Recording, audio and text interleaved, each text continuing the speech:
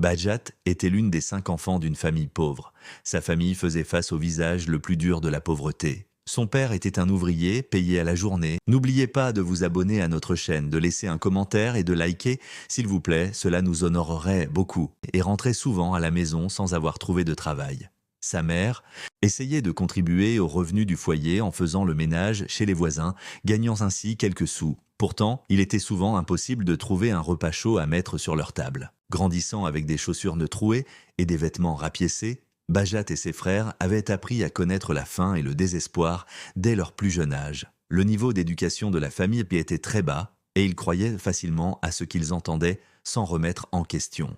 Bajat avait 4 frères et était la seule fille de la famille. Elle adorait aller à l'école depuis son plus jeune âge et avait attiré l'attention de ses enseignants. Son intérêt pour l'apprentissage et son intelligence en faisaient une élève prometteuse. Cependant, les habitants du village ne soutenaient pas l'éducation des filles, pensant qu'elles devaient aider la famille et s'occuper des tâches domestiques.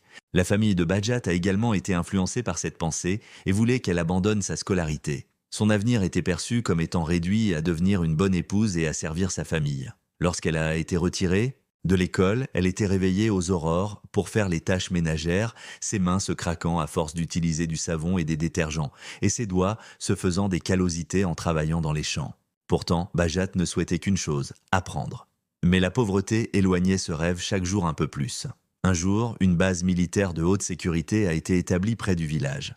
La base était entourée de barbelés et ses entrées étaient surveillées par des soldats lourdement armés. Les villageois préféraient rester éloignés de ces nouveaux soldats, même si des regards curieux tourbillonnaient toujours autour de la base. Bajat passait parfois près de cet endroit et voyait les soldats de loin, mais baissait toujours la tête et continuait rapidement son chemin. Cependant, sans qu'elle ne s'en rende compte, une paire d'yeux l'observait déjà depuis un moment. Un jeune soldat avait commencé à la suivre à distance, l'observant au fil de ses passages. Au début, il se contentait de l'observer de loin, mais progressivement, il a commencé à lui barrer le chemin et à lui adresser des paroles provocatrices. Bajat savait comment les jeunes filles du village étaient réduites au silence dans de telles situations et a décidé de ne rien dire à personne. Mais une nuit, alors qu'elle rentrait chez elle, le soldat et ses amis lui ont barré le chemin et l'ont traîné dans un hangar vide à l'extérieur de la base. Cette nuit-là a marqué le début d'un cauchemar pour Bajat. Cet événement, horrible qu'elle a connu à plusieurs reprises, a laissé des blessures profondes dans son âme. Un matin, sentant qu'elle ne pouvait plus cacher ce qu'elle avait vécu, elle en parla à sa famille. Le visage de sa mère s'est figé comme de la craie, et son père s'est levant d'un bond en prenant avec lui d'autres hommes du village pour se rendre à la base militaire. Cependant, il faisait dos face à un mur de fer. Un homme, un commandant de haut rang, protégeait ses soldats, niant tout et accusant Bajat. « Elle est venue de son plein gré » a-t-il crié. Le village a gardé le silence, se demandant comment. Une fille peut-elle faire face à un soldat ? Sa famille, prise au piège par la pauvreté et la peur, ne savait plus quoi faire. Le commandant a sorti un paquet d'argent de sa poche et l'a jeté devant son père. « Clôturez le sujet, pensez à votre famille », a-t-il dit. Quand Bajat a regardé le visage de son père, elle a vu désespoir et soumission dans ses yeux. L'homme s'est penché, a pris l'argent et l'a mis dans sa poche. À ce moment-là, Bajat a compris. Pour elle, la justice n'était pas possible. Dans ce village, Bajat a commencé à ressentir des changements dans son corps sans avoir eu le temps de surmonter l'impact de ce traumatisme. Le matin, elle avait des nausées et son sommeil devenait irrégulier. Initialement, elle pensait que c'était juste la conséquence de ses cauchemars. Mais avec le temps, le ballonnement dans son ventre annonçait aussi la peur grandissant en elle. 3 mois plus tard, elle ne pouvait plus nier la vérité. Elle était enceinte. Elle n'avait que 16 ans et ne savait pas quoi faire. Lorsque sa famille a découvert cette réalité, les portes de l'enfer se sont ouvertes pour Bajat. Les yeux de son père s'étaient agrandis de colère et sa mère se frappait les genoux dans le désespoir. Mais Bajat, sa mère, Bajat comprit que la peur dans ses yeux n'était pas pour elle mais pour l'honneur de sa famille. Son père sortit en silence en tirant la porte d'une pièce. Ensuite, elle fut emprisonnée dans la maison. Il arriva parfois qu'on ne lui donne pas à manger pendant des jours. Ses frères passaient auprès d'elle en la traitant de mots humiliants et sa mère ne daignait même plus la regarder. Le foyer, autrefois chaleureux, était devenu complètement éteint pour elle. Avec le temps, le corps de Bajat ne pouvait plus supporter cette cruauté. Chaque jour, elle devenait plus faible, la faim lui obscurcissant la vue, et parfois elle ne pouvait pas se lever pendant des heures. Une nuit, alors qu'elle se tordait de douleur, elle sentit que la vie qu'elle portait en elle n'était plus. Cependant, cela ne calma pas la colère de sa famille. Ils l'accusèrent, crièrent et continuèrent à lui infliger des souffrances. Finalement, son corps ne put plus supporter toute cette douleur. Un jour, elle s'effondra soudainement au milieu du village. Les regards des personnes autour d'elle étaient pleins de mépris et de pitié. Personne ne fit le premier pas pour l'aider. Ce ne fut qu'après qu'une personne, touchée par son état, l'emmena à l'hôpital, où les médecins trouvèrent dans son état grave et la transférèrent immédiatement à l'hôpital de la ville. Bajat était désormais complètement détruite, tant physiquement que mentalement, mais elle devait encore survivre, car ses souffrances n'étaient pas encore terminées. Sa famille prétexta qu'il n'avait pas d'argent pour rester à ses côtés. Bajat était seule dans cette ville étrangère, dans les couloirs froids de l'hôpital. Elle pleurait en regardant le plafond, ressentant le vide en elle.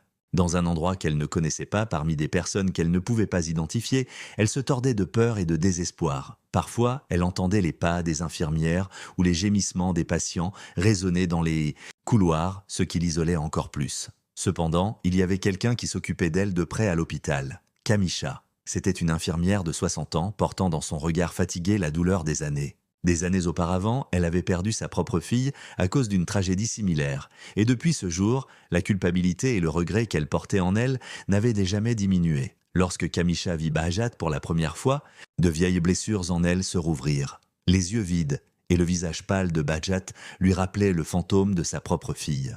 C'est pourquoi, contrairement aux autres patients, elle s'occupa d'elle avec une attention particulière. Elle s'asseyait à son chevet, lui racontait des histoires, sa voix douce comme celle d'une mère. Elle tenait délicatement ses mains, peignait et tissait ses cheveux. Pour Bajat, l'amour de cette étrangère était comme un miracle. C'était la première fois que quelqu'un la touchait avec tendresse. Elle était entourée d'une affection qu'elle n'avait jamais connue de sa propre famille. Les larmes coulaient alors qu'elle libérait lentement la douleur accumulée en elle, laissant progressivement place à un nouveau sentiment, la confiance.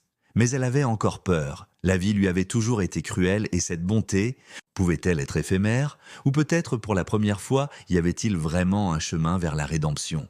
Après avoir passé 3 mois à l'hôpital, on lui dit qu'elle devait retourner dans son village. Cependant, elle ne voulait jamais revenir ici. Revenir à un endroit où elle avait tant souffert, où sa famille et les villageois l'avaient accusée, était pour elle un cauchemar. Mais avait-elle un autre choix? Kamisha s'assit à ses côtés, lui prit les mains et parla d'une voix douce. Ta vie ne doit pas revenir ici, Bajat. Tu peux faire un nouveau départ. Je vis seul, j'ai 2 fils, mais aucun d'eux ne vient me voir depuis des années. Je me demande parfois si j'ai vraiment une famille. Mais peut-être que la famille se construit avec des liens du cœur plutôt qu'avec des liens du sang. Bajat remarqua les larmes qui se formaient dans les yeux de Kamisha. Elle ressentit un lien entre sa propre solitude et celle de cette femme. « Je peux te soutenir », continua Kamisha. « Si tu veux terminer tes études, je t'aiderai. Tu peux aller à l'école, construire une nouvelle vie. Je sais, ce n'est pas facile.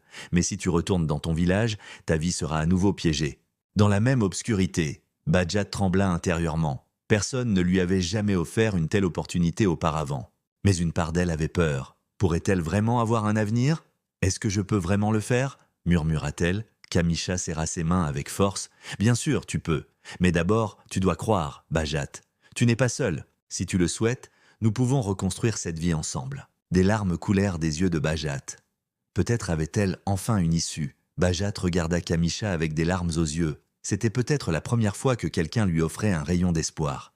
Mais avait-elle le courage de suivre cette lumière? À ce moment-là, malgré la peur en elle, elle prit une décision. Elle allait vivre. Et elle ne se contenterait pas de vivre. Elle changerait ce système qui l'avait détruite. Avec l'aide de Kamisha, elle termina ses études par correspondance. La nuit, elle étudiait à la lumière d'une bougie, luttant avec ses livres jusqu'à l'aube. Ce n'était pas suffisant, elle commença aussi à se préparer aux examens de droit militaire. Au fur et à mesure qu'elle travaillait, sa détermination, composée de colère et d'ambition, se renforça. Chaque examen qu'elle réussissait, chaque matière qu'elle apprenait, lui faisait ressentir que ce qui lui avait été fait ne resterait pas impuni. Elle rêvait que tous ceux qui avaient essayé de la faire taire se retrouveraient un jour devant elle en tant que juge militaire. Les jours passaient ainsi, et le petit-fils de Kamisha fit une visite surprise après des années.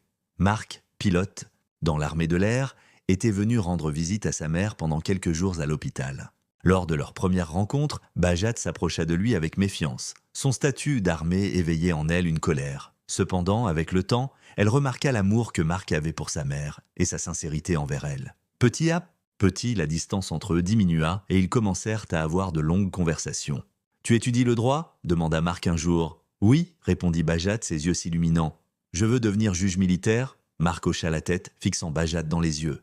C'est une grande décision. Beaucoup de gens essaieront de te stopper. Ce ne sera pas facile. Tu passeras des nuits sans sommeil, ton esprit combattra constamment.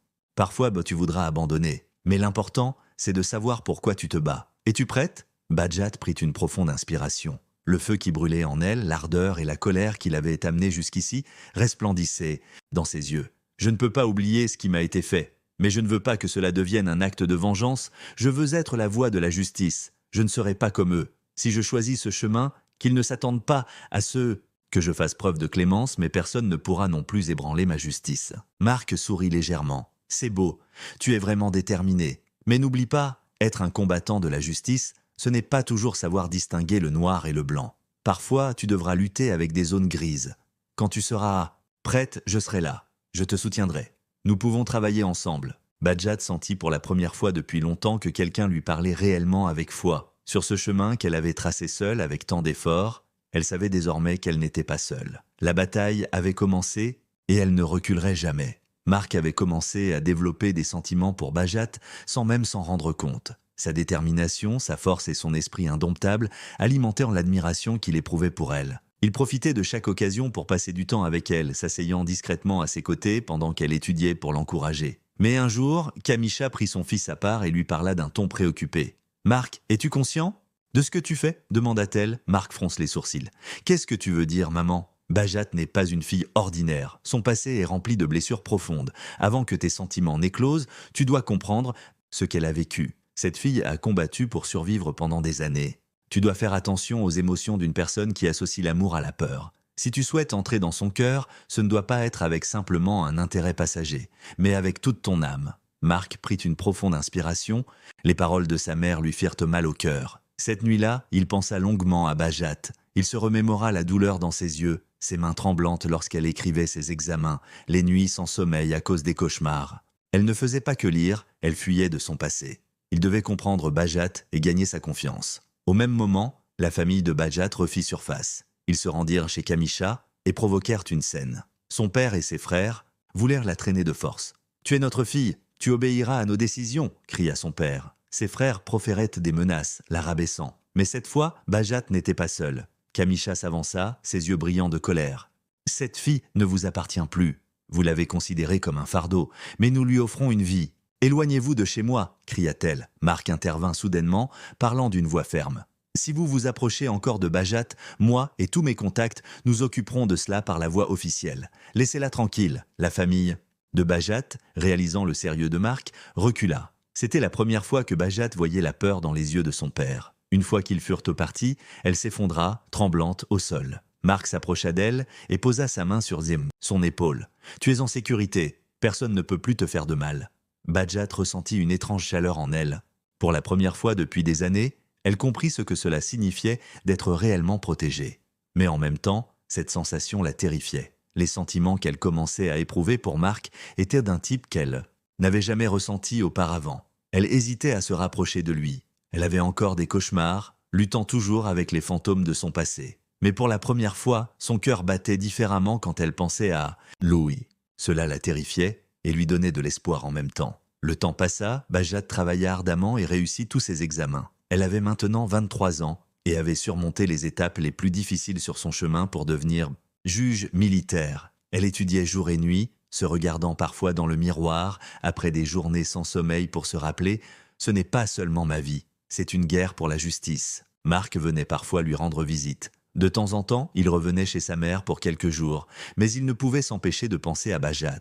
Sa détermination, son courage et sa capacité à transformer sa douleur en force l'émerveillaient. Cependant, Bajat continuait à garder ses distances. Un soir, alors qu'ils étaient assis dans la cuisine de Kamisha, Marc soupira et parla. « Tu ne me pardonnes toujours pas, n'est-ce pas, à cause de mon statut de soldat ?» Bajat baissa la tête. « Ce n'est pas à propos de toi, Marc. C'est à propos de mes peurs. Faire confiance à quelqu'un, j'ai oublié comment faire. » Marc la regarda, en silence. « Mais tu commences quand même à me manquer, n'est-ce pas ?» Bajat s'arrêta un instant, puis esquissa un léger sourire. Mais l'ombre de sa vieille peur demeurait dans ses yeux. « Je ne sais pas.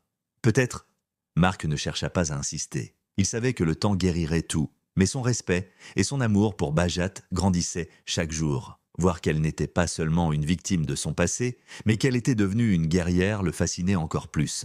Et quelles que soient les circonstances, Il serait à ses côtés. 6 mois plus tard, Bajat commença à travailler en tant que juge. Elle avait réussi à survivre dans un système qui l'avait mise à l'épreuve, devenant quelqu'un de discipliné et sans peur. Lorsqu'elle rendait ses décisions, elle ne tenait jamais compte du grade ou du statut, se concentrant uniquement sur une chose, la justice. En peu de temps, elle commença à attirer l'attention grâce à sa rigueur et à son impartialité. Un jour, un dossier spécial lui parvint de la haute cour. Elle ouvrit le dossier et commença à l'examiner, mais elle ne savait pas qui se cachait derrière l'affaire. La personne accusée était un haut responsable militaire. En étudiant le dossier en profondeur, elle comprenait mieux la corruption et la pression au sein du système judiciaire. Mais cela ne l'effrayait pas. Le jour du procès arriva et la salle était pleine à craquer. Bajat se tenait droite et dirigeait le processus judiciaire de manière impartiale. Les objections du haut gradé, les pressions et les menaces ne l'affectaient pas le moins du monde. Les preuves étaient d'eau claire. Elle condamna le coupable à la peine qu'il méritait. Lorsque l'audience se termina, tout le monde admirait le courage de Bajat. Mais celle qui l'admirait le plus était l'un des juges les plus haut placés présents dans la salle. Le juge l'appela à ses côtés, ses yeux remplis d'admiration et d'une certaine chaleur paternelle. « Je n'ai jamais rencontré un jeune juge comme toi. Te voir agir avec justice sans plier devant le pouvoir est encourageant, » dit le juge. Bajat inclina respectueusement la tête. « Pour moi, la seule chose qui compte est la justice, monsieur. » Le juge la regarda longuement, puis sourit. « Je serai toujours derrière toi à partir de maintenant, Bajat. La volonté que je vois en toi est celle d'un véritable combattant. J'espère qu'un jour, d'autres personnes comme toi apparaîtront. » Le cœur de Bajat comprit pour la première fois que son combat n'était pas seulement pour ses propres blessures. Peut-être pouvait-elle vraiment changer les choses. Mais plus important encore, c'était la première fois qu'elle était reconnue et aimée par une figure d'autorité. Après le départ du juge, elle prit une profonde inspiration, réprimant les émotions intenses en elle. Quelques jours plus tard, le juge invita Bajat à un dîner spécial. Les bougies allumées sur la table, les lourds meubles en bois et les étagères remplies de livres créaient une ambiance pesante dans la pièce. Le juge la regarda attentivement. « Je t'admire, Bajat. C'est extraordinaire de voir une jeune femme comme toi arriver à ce stade. Mais tu n'as jamais parlé de ton passé. Comment es-tu resté debout toutes ces années ?» Bajat hésita au début. Mais cet homme était la première haute autorité à croire en elle. Elle prit une profonde inspiration et commença à raconter son passé. Les journées terribles qu'elle avait vécues dans son village, comment sa famille l'avait trahi, les nuits solitaires à l'hôpital et son lien avec Kamisha, le juge ne l'interrompit pas une seule fois. Il écoutait simplement, une colère et une profonde tristesse dans ses yeux. Quand Bajat termina son récit, le juge s'inclina dans sa chaise. « Ce n'est pas une histoire qui peut être ignorée. Que comptes-tu faire maintenant ?»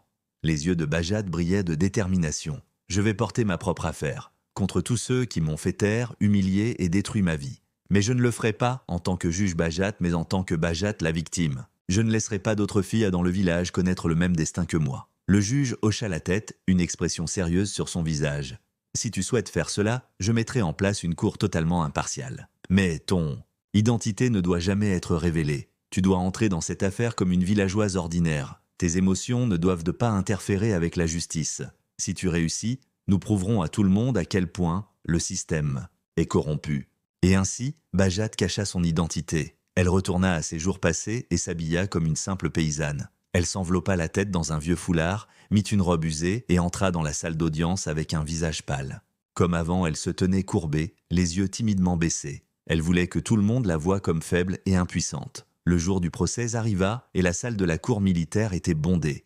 Les militaires accusés étaient assis avec assurance. Bajat s'approcha d'eux et l'un des soldats éclata d'un rire moqueur. « Encore des élucubrations d'une paysanne? Vous nous occupez avec ça ?» dit-il, rejoint par ses camarades. Un autre se pencha sur sa chaise en grognant. « Ils ne veulent vraiment pas comprendre. Nous savons tous que ce sont juste des moyens pour extorquer de l'argent. » Les soldats et les responsables présents dans la salle lancèrent des regards méprisants à Bajat, mais ses yeux brillaient comme des flammes. La petite fille silenciée des années auparavant était maintenant là, cachant sa vraie identité, tout en ouvrant sa propre affaire. La colère et la douleur qu'elle avait refoulées pendant tant d'années lui donnaient à présent une force froide. Une voix s'éleva depuis le banc du juge. « Le demandeur doit se présenter. » Bajat baissa la tête et parla d'une voix tremblante. « Je suis Bajat. Je suis une paysanne qui a été détruite par l'un de ces hommes il y a des années. Ils avaient le pouvoir, et moi je n'avais personne. Maintenant, je veux justice. » L'un des soldats, avec un air lassé, leva les mains. « Encore la même histoire? Voyons comment tu vas prouver que tu nous calomnies. » Mais la véritable surprise vint du juge le plus haut présent dans la salle. Il connaissait Bajat. Lentement, il leva la main et parla d'une voix forte. « Silence, cette affaire sera traitée. Sérieusement. Personne ne peut échapper à la justice en se cachant derrière son rang ou sa puissance. » Et il fixa Bajat comme s'il la décryptait. « Nous allons écouter attentivement ce que cette femme a à dire, car ici, il y a beaucoup plus que ce qu'il semble. » La salle devint soudainement silencieuse. Les expressions moqueuses sur les visages des soldats la cédèrent lentement à l'inquiétude. Bajat, serrant les mains, ressentit un grand soulagement en elle. Elle ne serait plus réduite au silence. Et cette fois, devant eux, se tenait non pas une petite fille tremblante, mais une femme qui poursuivait la justice. À ce moment précis, la porte du tribunal s'ouvrit et Marc entra. Ses yeux trouvèrent immédiatement ceux de Bajat. Il s'approcha d'elle à grands pas et murmura « Je suis avec toi. Je ne te laisserai jamais tomber. Quoi qu'il arrive, je serai à tes côtés. » Bajat ressenta pour la première fois son cœur battre la chamade. En se retournant vers lui, elle vit dans les yeux de Marc une détermination et une sincérité profonde. Peu importe sa peur, elle savait maintenant qu'elle n'était plus seule. À ce moment-là, le président du tribunal élevait la voix. Le plaignant peut-il présenter ses preuves à l'appui de ses accusations ? Bajat prit une profonde inspiration et sortit les dossiers médicaux de son manteau ainsi que les rapports de sa fausse couche. Voici les rapports concernant la fausse couche que j'ai subie il y a des années. À l'époque, personne ne m'a cru, mais les dossiers médicaux ne mentent pas. Mon corps se souvient de ce que j'ai vécu. Le murmure dans la salle montait. Les visages des soldats commençaient à se durcir. Mais Bajat ne s'arrêta pas. Ma famille est ici. Ils témoigneront aussi. Je ne serai plus réduite au silence. Tout le monde sera au courant maintenant. À cet instant, les portes du tribunal s'ouvrirent à nouveau et la famille de Bajat ainsi que des villageois furent introduits. Certains avaient l'air stupéfaits, d'autres effrayés. Un léger sourire se forma sur les visages des soldats. « Voilà !» dit l'un d'eux avec ironie. « Qui sait quelles absurdités ils vont raconter ? Les paroles de paysans peuvent-elles être considérées comme des preuves contre nous ?» Le président du tribunal leva la main pour instaurer le silence. La défense peut maintenant présenter ses déclarations. Le premier des soldats accusés s'avança. Son visage était impassible. « Monsieur, nous sommes des hommes qui avons servi notre pays avec honneur pendant des années. Ce que cette femme prétend au sujet de son passé est complètement diffamatoire. Si cela s'était vraiment produit il y a des années, pourquoi a-t-elle attendu si longtemps ? Elle a pu ruiner sa propre vie, mais elle ne nous atteindra pas. En nous diffamant, un autre soldat prit la parole. Nos rangs et nos responsabilités parlent d'eux-mêmes. Vous nous jugerez en croyant les balivernes de cette fille de paysan ? Nous avons des commandants, de la discipline, du respect. Rien de tout cela ne prouve notre culpabilité. C'est un procès en diffamation. Le bruit monta dans la salle du tribunal. C'est à ce moment précis que Bajat se redressa silencieusement. L'expression de paysanne disparut de son visage et la détermination dans ses yeux s'affirma. Elle avança de quelques pas et parla d'une voix forte. « Je ne suis pas seulement une paysanne, je suis la juge militaire Bajat. Et dans ce tribunal, c'est moi qui dirigerai le jugement au nom de la justice. » Un froid glacial s'installa dans la salle. Les sourires moqueurs des soldats disparurent. Leurs yeux s'ouvrirent avec peur et surprise. Après quelques secondes de choc, l'un d'eux cria « C'est un piège! Nous avons été dupés !» Bajat déposa le dossier sur la table. « Vous avez écrasé les gens pendant des années avec votre pouvoir. Vous vous êtes caché derrière vos rangs, mais la justice ne connaît pas de rang. Vous rendrez des comptes ici pour vos actes. » Le président du tribunal frappa avec son marteau. Étant donné l'attitude irrespectueuse des accusés et le poids des preuves, il n'y a rien qui puisse changer le cours de l'affaire. Les coupables sont condamnés à la réclusion à perpétuité. L'un des soldats se leva avec colère, mais deux autres soldats le maîtrisèrent immédiatement. Ils n'avaient plus d'endroit où fuir. Bajat était arrivée à la fin de sa lutte de plusieurs années. C'était le véritable début pour elle. 3 ans passèrent. Bajat continuait d'être la voix de la justice dans les tribunaux, mais lorsqu'elle souhaitait s'éloigner de l'atmosphère rigide du tribunal ce jour-là, Marc l'attendait. Marc s'approcha et lui tendit la main. « Il fait beau.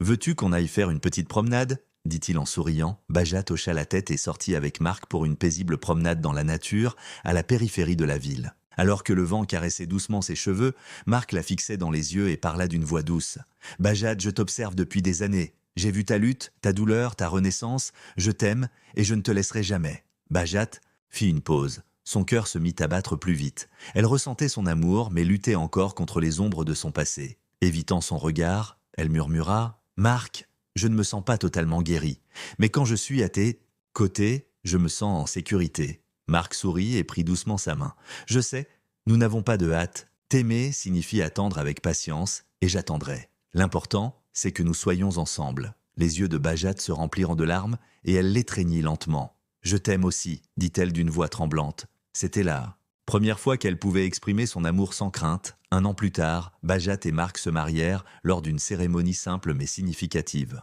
Kamisha, les yeux remplis d'émotion, les regardait en murmurant « Après tant de combats, tu as enfin trouvé la paix ». 3 ans après leur mariage, Bajat et Marc tenèrent dans leurs bras leur nouveau-né, ressentant à nouveau la justice de la vie. Les douleurs du passé n'étaient pas oubliées, mais un nouvel espoir était né. Leur histoire prouvait qu'il existait encore de l'amour et de la justice malgré tout. Et Bajat avait appris à regarder chaque nouveau jour que la vie lui offrait avec gratitude. Parce que pour que la justice trouve sa voie, parfois il faut de la patience, parfois du courage, mais surtout, il faut de l'amour, c'était son véritable commencement.